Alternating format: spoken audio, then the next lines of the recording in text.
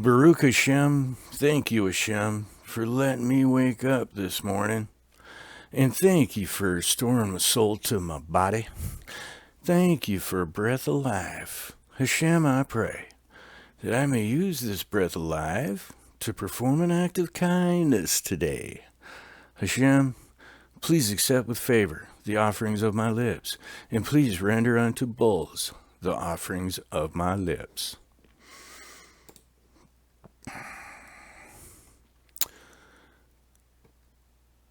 A Torah reading for Vayeira. Genesis chapter 18, verse 1. God appeared to Abraham in Elohim, the plains of Mamre.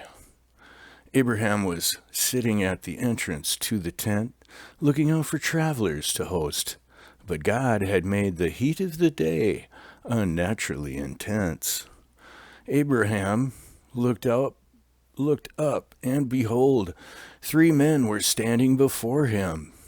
He took note that they hesitated to approach him. Therefore he ran towards them from the entrance to the tent and prostrated himself on the ground. He first said to all 3, "My masters," and only then addressed the leader. "If I have found favor in your eyes, please do not pass me, your servant, by. Let a little water be brought, wash your feet, and recline under the tree.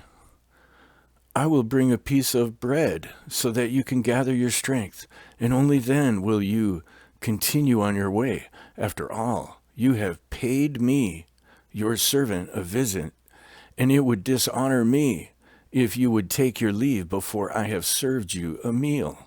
The angels replied, "Yes, do as you said."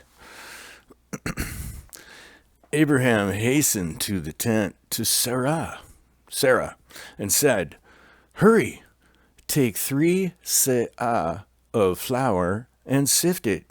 Use some of the coarse flour to scrape the scum off the pot, and use the fine flour to bake. Knead the fine flour and make 3 loaves of bread." Abraham then ran to the cattle, took 1 tender and choice calf for each guest, and gave them to his son Ishmael, the youth. Ishmael hurried to prepare it.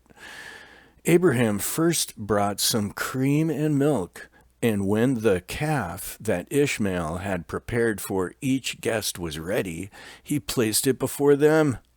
He stood over them under the tree, attending to their needs, and they ate.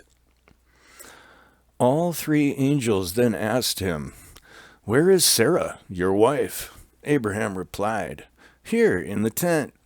One of the angels said, "I will surely return to you at this exact time next year, and as sure as you are alive now and well, so will you be alive and well then. But Sarah, your wife, will have a son that day." Sarah was listening at the entrance to the tent behind him. Now Abraham and Sarah were already old. They deeply internalized their experiences. Sarah had ceased having a woman's cycle. She laughed to herself, saying, "Now that I am withered, will my skin become smooth? Besides, my husband is too old to sire a child."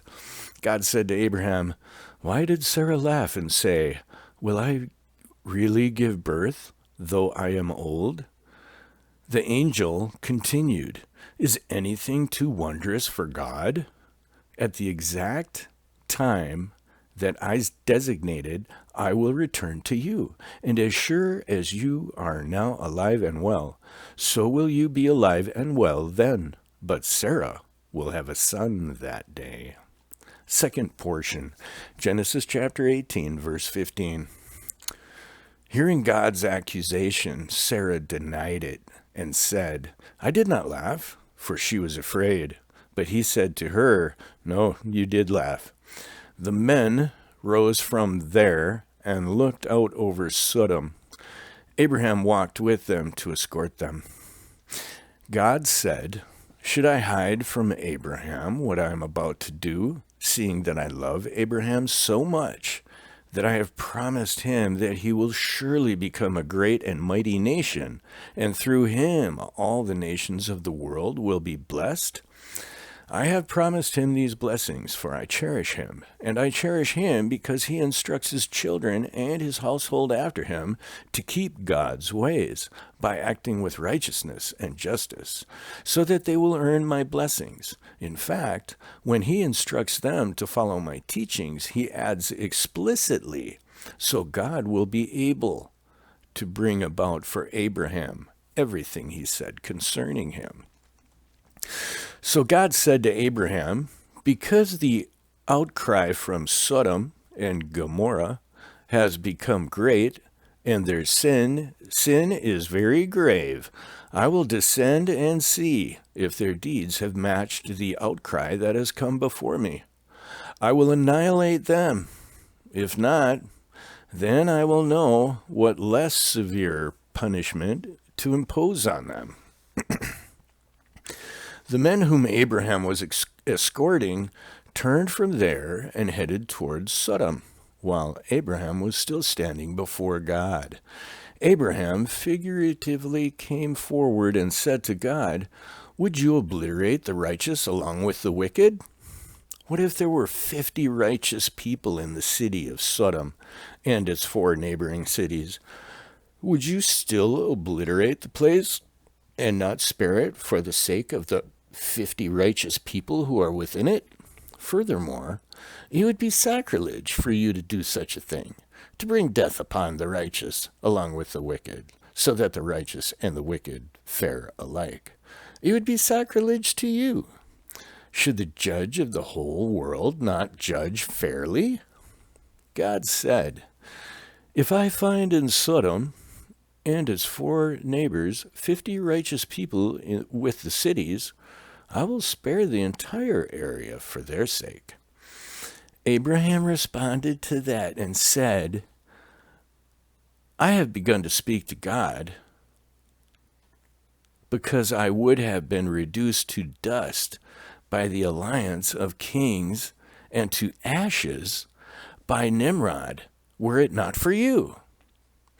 What if there were 5 missing from the 50 righteous people? Would you destroy the entire city and its 4 neighboring cities because of the lack of 5 people?" He replied, "I will not destroy the region if I find 45 righteous people living there."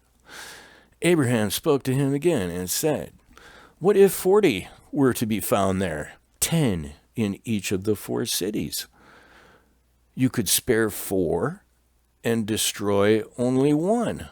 He said, "I will not take action against the 4 cities for the sake of 40 righteous people living therein." Then Abraham said, "Let not God be angry, but let me speak. What if 30 were to be found there? You could spare 3 cities, he said. He said, "I will not act against the 3 cities if I find 30 righteous people there." Abraham said, I would like to speak further to God on their behalf. What if 20 were to be found there? You could spare 2 cities. He said, "I will not destroy the 2 cities for the sake of the 20 righteous people living in them." Abraham then said, Let not God be angry, but I will speak just this one last time. What if 10 were to be found there? You could spare 1 city.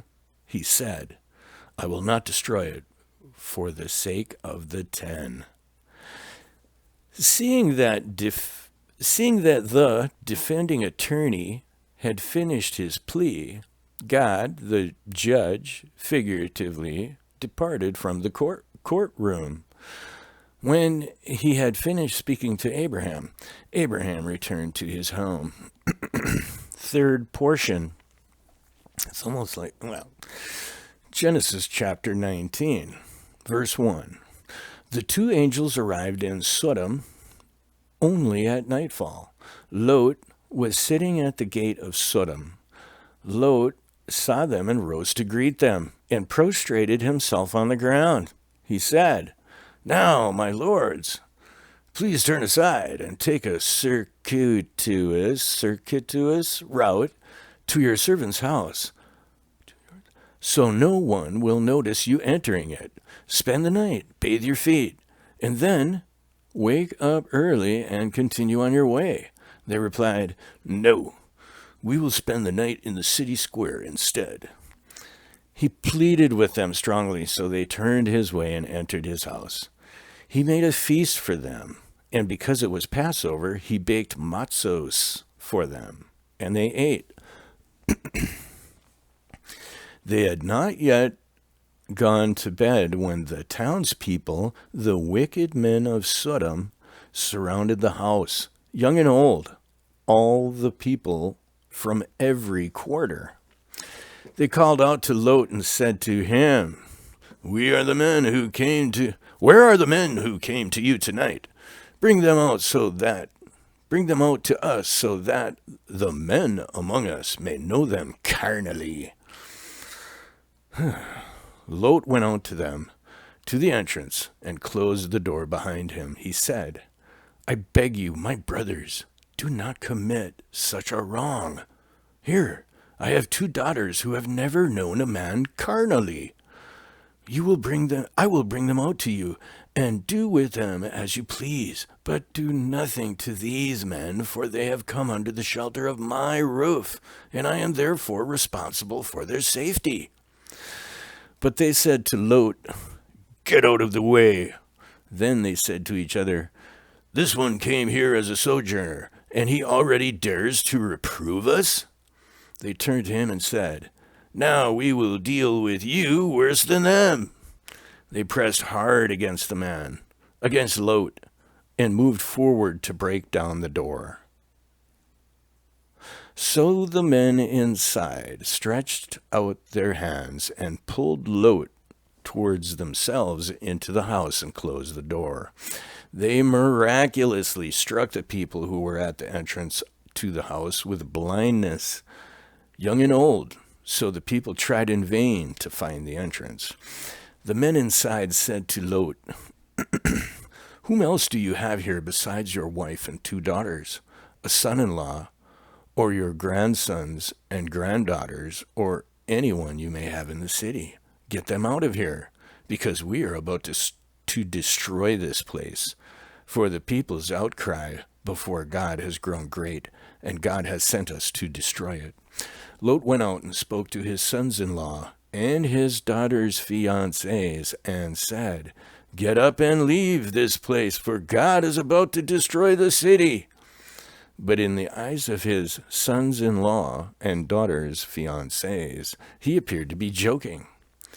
As dawn was breaking, the angels urged Lot on, saying, Arise, take your wife and 2 daughters who are here, lest you be obliterated among everyone else on account of the city's sinfulness.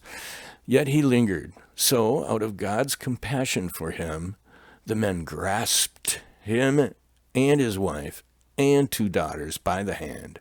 They led him out and left them on the outskirts of the city.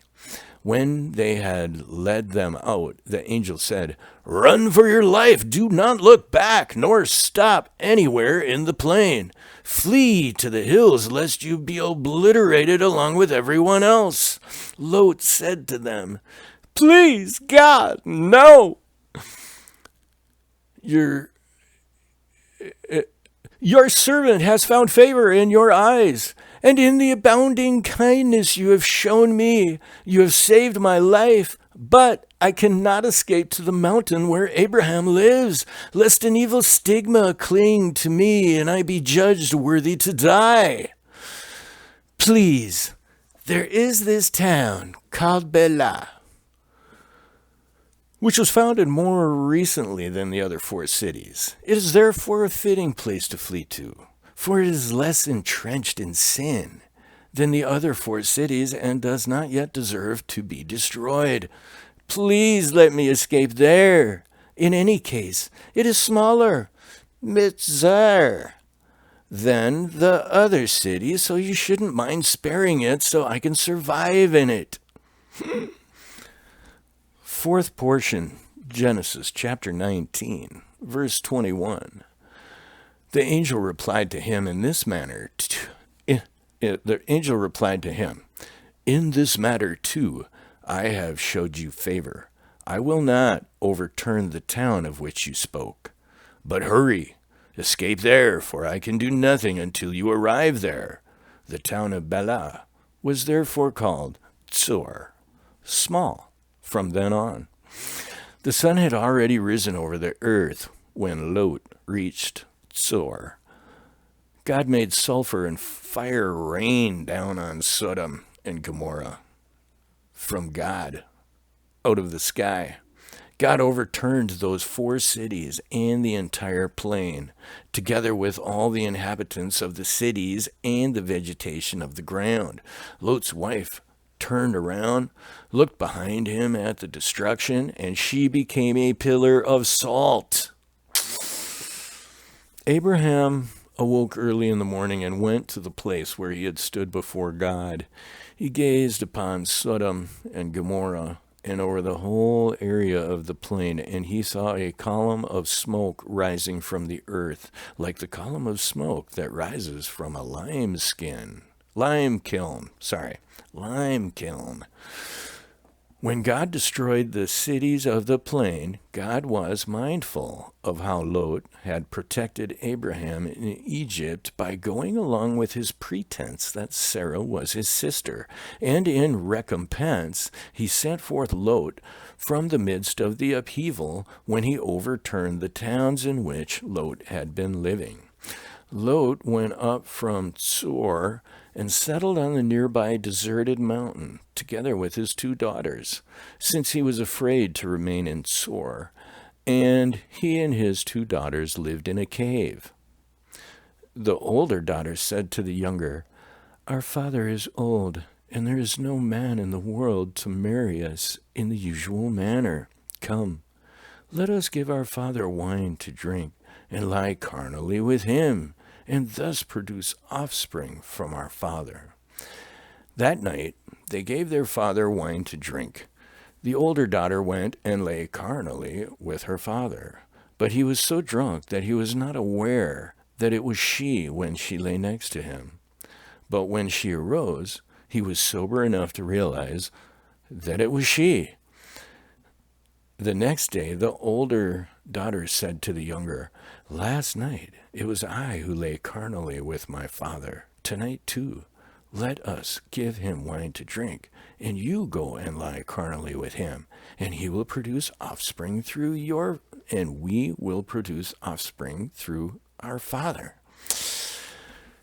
That night, they again gave their father wine to drink. This time, the younger daughter got up and lay carnally with him. But again, he was so drunk that he was not aware that she had lain down or arisen. Thus, Lot's 2 daughters conceived from their father.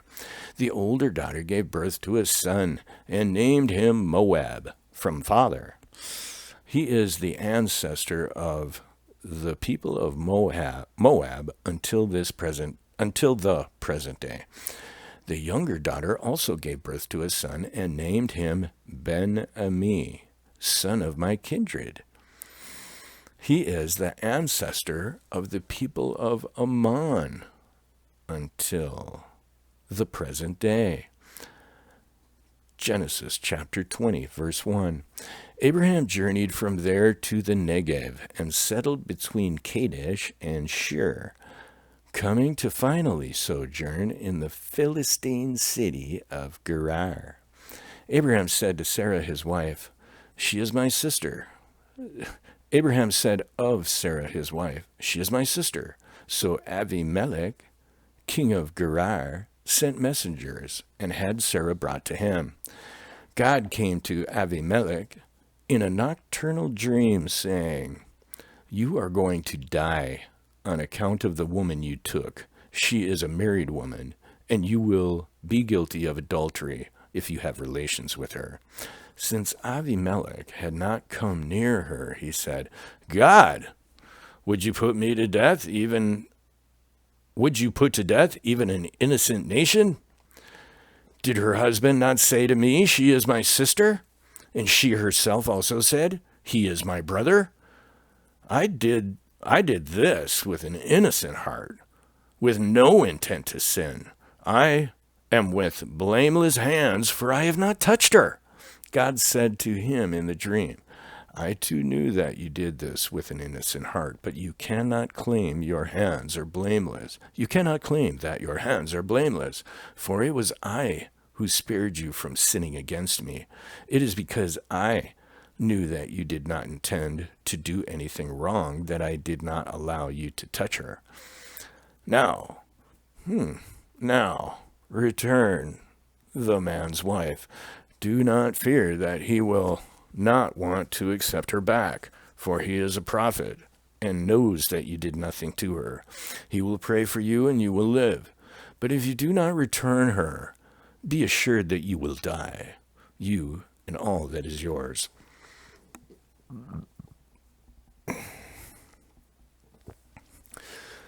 Avimelech got up in the morning. He called for all his servants and discreetly told them all these things, and the men were terrified. Avimelech summoned Abraham and said to him, What have you done to us? What wrong have I done to you that you should bring such great guilt upon me and my kingdom? You have brought upon me things that do not normally happen. Avimelech then asked Abraham, What did you see that made you do this thing? Abraham replied, It was because I said to myself, there is simply no fear of God in this place, and they will kill me on account of my wife if I disclose her true identity. In any case, she really is my sister, because she is the daughter of my father, but not of my mother. It was permissible for us to marry, and she became my wife. Then God made me wander from my father's house, and I knew I would pass through lands inhabited by wicked people. I said to her, There is a favor that you can do for me. Wherever we go, say about me, he is my brother. Avimelech took flocks, cattle, bondwomen, and gave them to Abraham to placate him so that he would pray for him, and returned Sarah, his wife, to him. Avimelech said, My land is here before you. You may settle wherever you please. To Sarah he said, I have now given your brother 1,000 pieces of silver.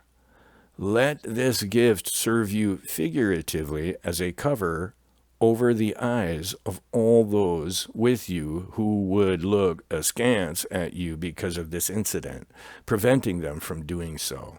For anyone who may in the future cast aspersions on your behavior in this episode, it will serve as proof of your innocence. Abraham prayed to God, and God healed Avimelech, his wife, and his bondwomen, so that they relieved themselves. Oh, he did something to their relievers. Oh, sorry. For God had blocked every orifice of the members of Avimelech's house on account of Abraham's wife, Sarah. Sorry.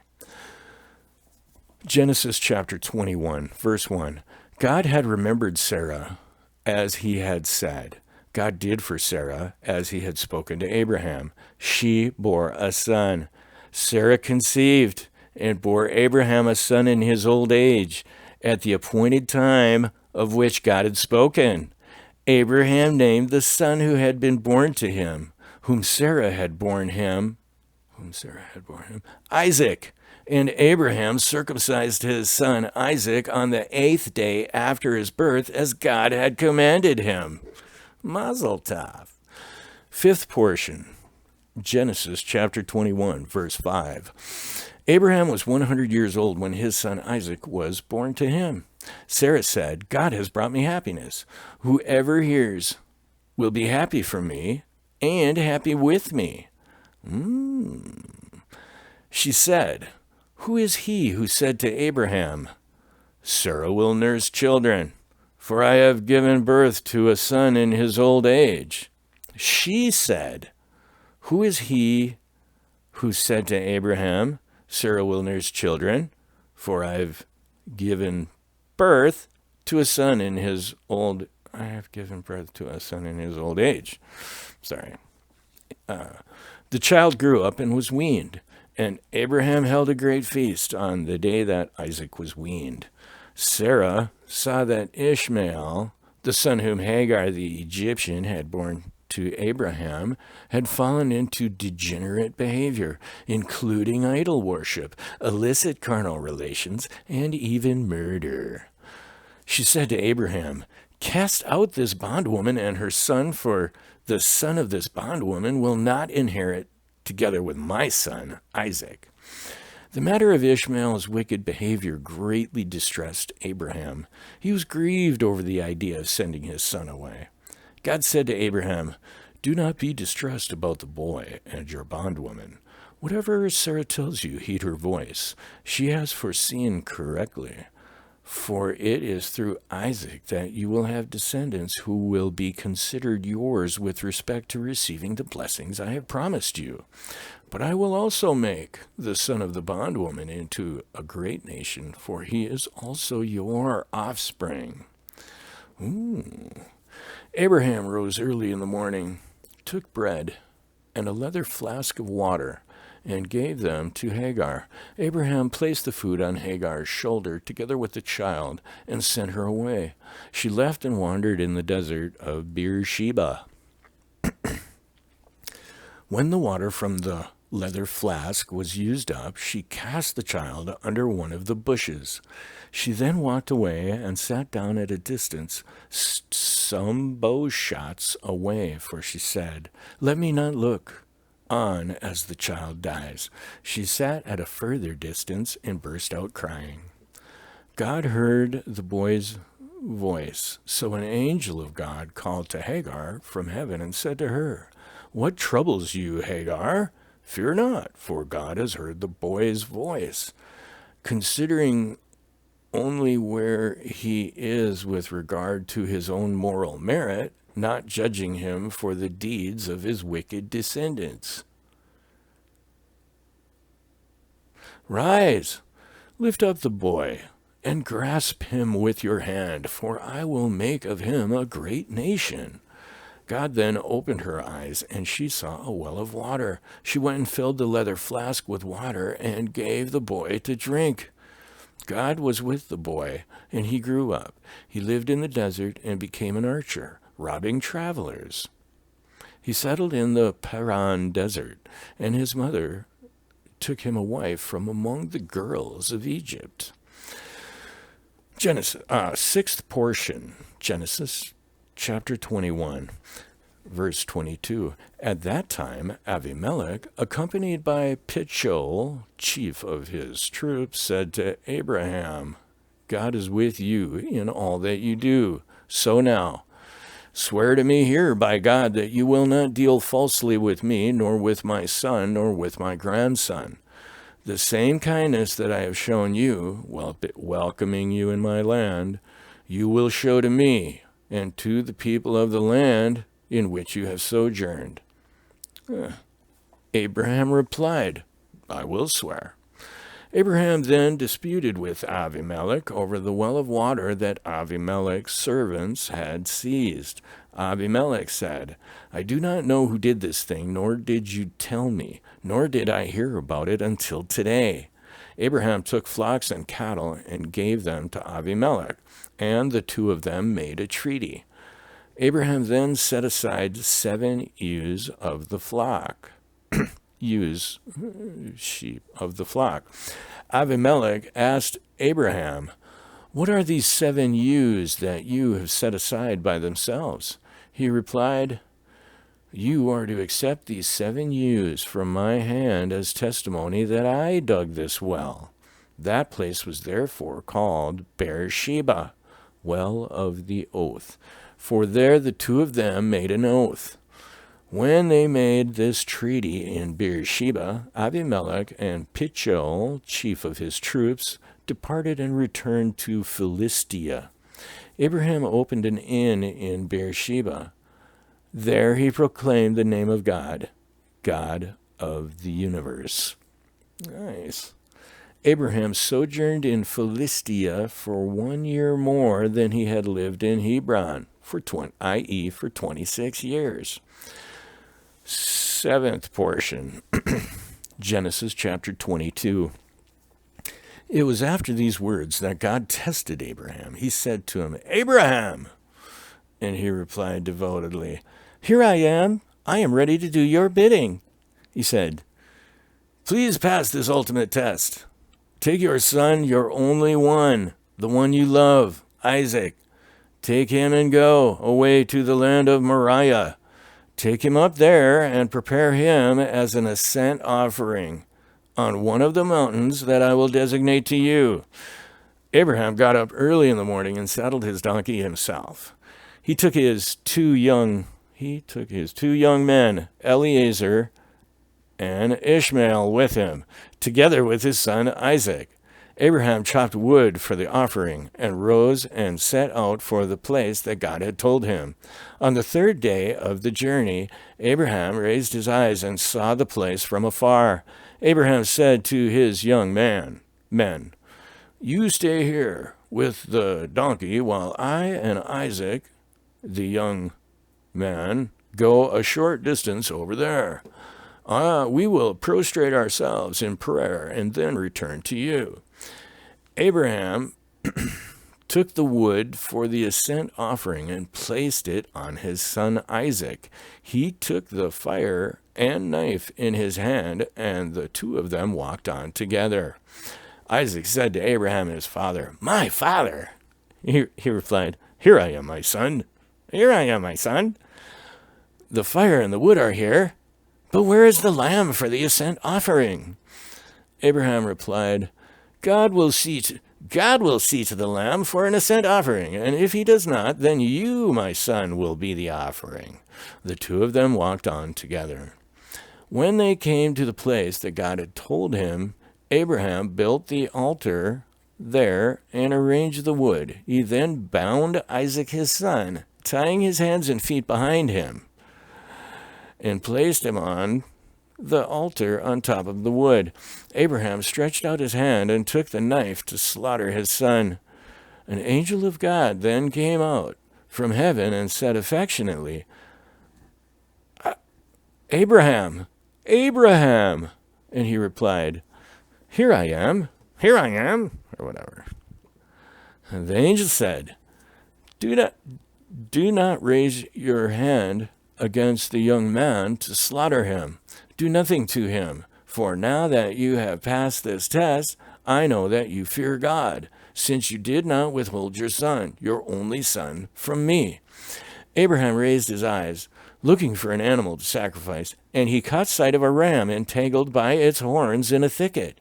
Abraham went and took the ram and offered it up as an ascent offering in his son's stead, which is awesome.